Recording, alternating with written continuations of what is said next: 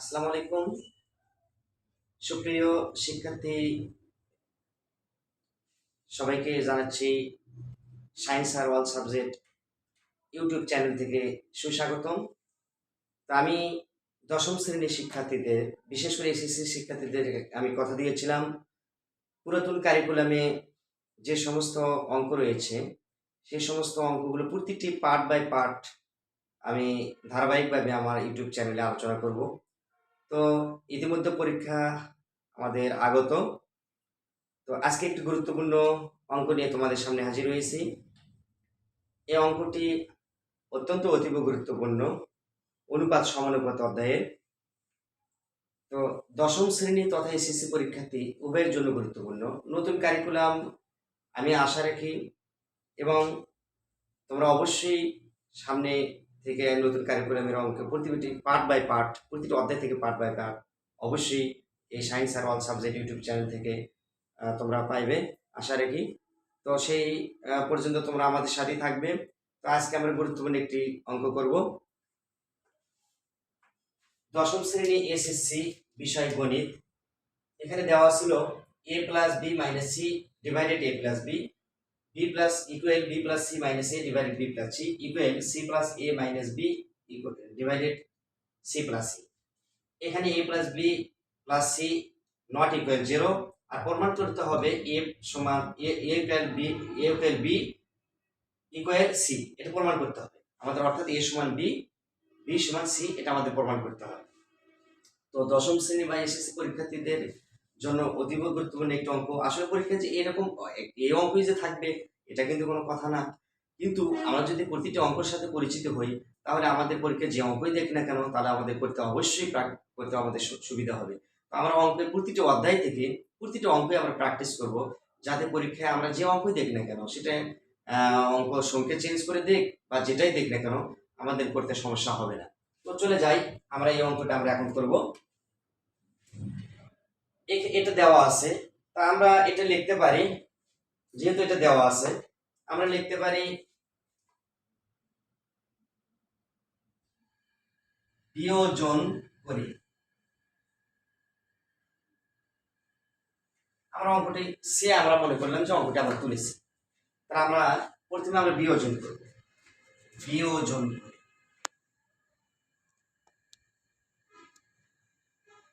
বিয়োজন করে আমি এই জায়গায় কেন লিখলাম, এখন আমরা বিয়োজন করব।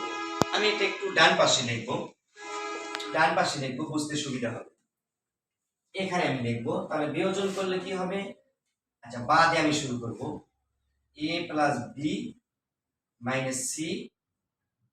বিয়োজন মানে তাহলে আমার চিহ্ন চেঞ্জ হবে, নিচে প্লাস এ আছে তাহলে মাইনাস ই, প্লাস এ আছে মাইনাস বি,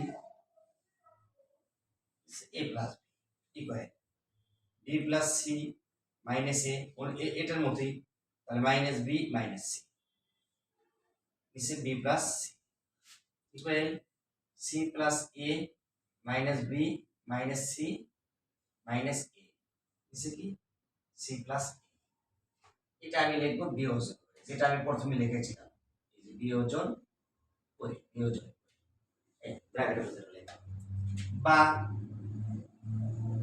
মাইনাস এ প্লাস এ কেটে যায়, মাইনাস বি প্লাস বি কেটে যায়, মাইনাস সি প্লাস সি কেটে যায়, মাইনাস বি প্লাস বি কেটে যায়।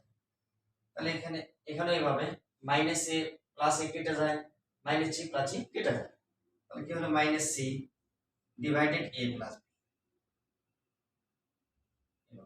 Equal minus a b plus C minus b c plus a. বা প্রতিটি এই যে সমান চিহ্নের পরে এখানে মাইনাস আছে, সমান চিহ্ন আগে এখানে মাইনাস আছে, সমান চিহ্নের পরে এখানে মাইনাস আছে, আমরা এই মাইনাসকে এ তুলে দিতে পারি, তাহলে কি হবে c a plus B equal a b plus C equal b c plus a. বা আমরা কি করব, ব্যস্তকরণ করব। ব্যস্তকরণ মানে আমরা নিচের সংখ্যা উপরে দেবো, উপরের সংখ্যা নিচে দেবো, তাহলে এ প্লাস বি নিচে কি সি, বি প্লাস সি, নিচে এ, সি প্লাস এ, নিচে কি বি। নিচে বলতে এটা ভাগ, এটা আমি লিখবো ব্যস্তকরণ, ব্যস্তকরণ করে, এভাবে আমাকে লিখতে হবে ব্যস্তকরণ করে। বা এবার আমি কি করব, আমি কিন্তু প্রথম করছি বিয়োজন, এবার আমি যোজন করব, a plus B plus c, যোজন মানে যোগ, নিচে কি c, b plus c plus a, a, c plus a plus b, নিচে কি বি। বা আমরা দেখতে পাচ্ছি উপরে কিন্তু এই সংখ্যা এই সংখ্যা এই সংখ্যা একই, কেটে দেওয়া যাবে। তার মানে 1 এর নিচে সি, 1 এর নিচে এ, 1 এর নিচে বি। বা আমি কি লিখতে পারি, উপরকার যে 1, উপরকার 1, এই যে উপরকার 1, এটা আমি তুলে দিতে পারি, তাহলে কি সি সমান এ সমান কি বি।